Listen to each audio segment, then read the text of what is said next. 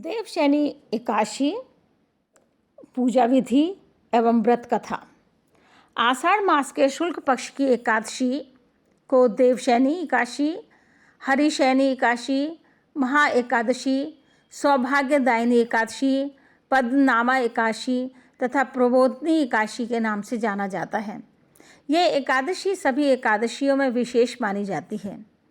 देवशयनी एकादशी का शुभ मुहूर्त। देवशयनी एकादशी 9 जुलाई को शाम 4:39 से लेकर 10 जुलाई को दोपहर 2:13 तक रहेगी। लेकिन उदय तिथि के अनुसार देवशयनी एकादशी का व्रत 10 जुलाई को ही रखा जाएगा। व्रत का पारण 11 जुलाई को सुबह 5:56 से 8:36 तक है। इस दिन द्वादशी तिथि का समापन सुबह 11:13 पर होगा। देवशयनी एकादशी पूजा विधि। इस दिन ब्रह्म मुहूर्त में उठकर भगवान विष्णु का स्मरण करें तथा मन में ओम नमो भगवते वासुदेवाय का जाप करें। पानी में गंगाजल डालकर स्नान करें तथा व्रत का संकल्प लें। अगर संभव हो तो पीले वस्त्र पहनें। देवशयनी एकादशी व्रत की कथा जरूर सुनें। भगवान को भी पीले वस्त्र पहनाएं और पीले फूल अर्पित करें। पूरे दिन व्रत रखकर शाम को फिर भगवान विष्णु की पूजा करके फलाहार करें।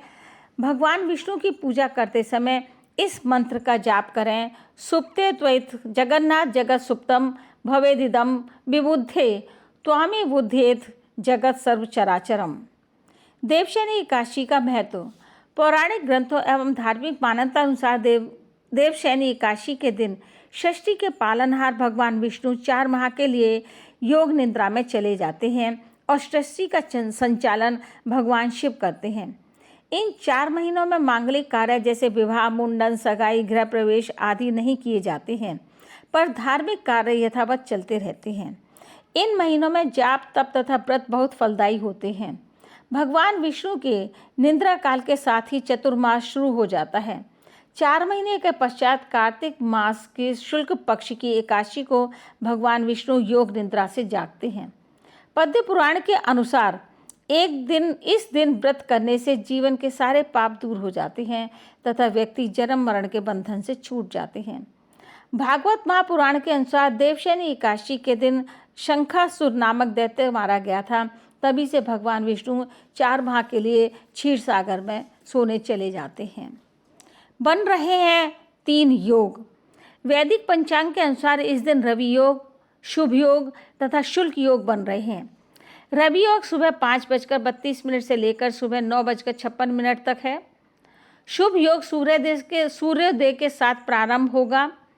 शुभ योग सुबह से लेकर देर रात 12:56 तक रहेगा। इसके समाप्त होने के साथ ही शुल्क योग प्रारंभ हो जाएगा। चतुर्मास में तीर्थ यात्रा। ऐसा माना जाता है कि चतुर्मास लगने पर धरती पर मौजूद सभी तीर्थ ब्रजभूमि में आकर भगवान कृष्ण की सेवा में लग जाते हैं।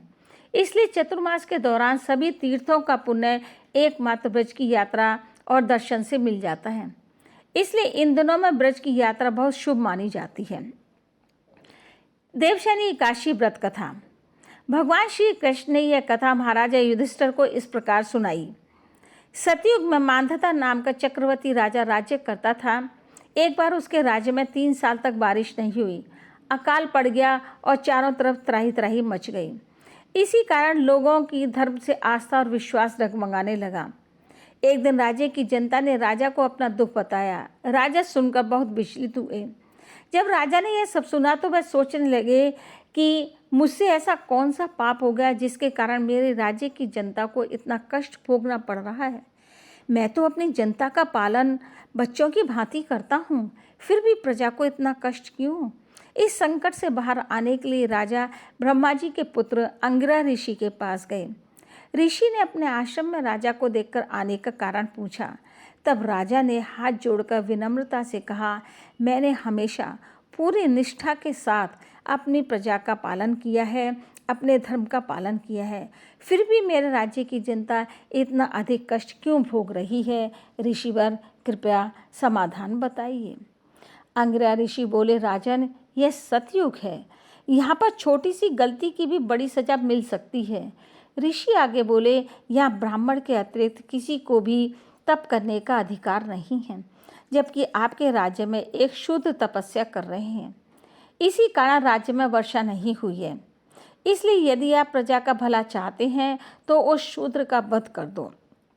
यह सुनकर राजा बोले, ऋषिवर, मैं उस निपराध तपस्या करने वाले शूद्र को कैसे मार सकता हूँ? आप इस संकट से बाहर आने का कोई दूसरा उपाय बताइए। अंगिरा ऋषि बोले, हे राजन, आप शुक्ल पक्ष की एकादशी का व्रत करिए। आपको अवश्य फल मिलेगा तथा संकट भी दूर हो जाएगा। इस व्रत को आप अपनी प्रजा, सेवक तथा मंत्रियों के साथ करना। ऋषि की बातें सुनकर राजा नगर वापस आ गए। राजा ने चारों वर्णों के साथ पूरी निष्ठा के साथ देवशयनी एकादशी का व्रत किया। व्रत के प्रभाव से मूसलाधार बारिश हुई और पूरा राज्य धन धान्य से परिपूर्ण हो गया। तो बोले सभी मिलकर, ओम नमो भगवते वासुदेवाय।